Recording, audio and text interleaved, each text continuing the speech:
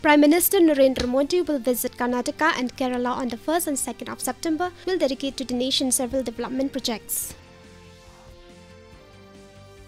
Union Home Minister Amit Shah has directed to make forensic investigation mandatory in all crimes involving punishment of more than 6 years in Delhi.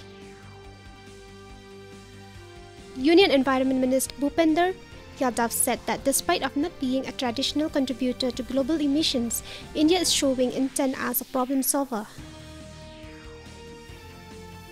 Economic Advisory Council to the Prime Minister said the country can become a $20 trillion economy at a sustained growth rate of 7 to 7.5% for the next 25 years.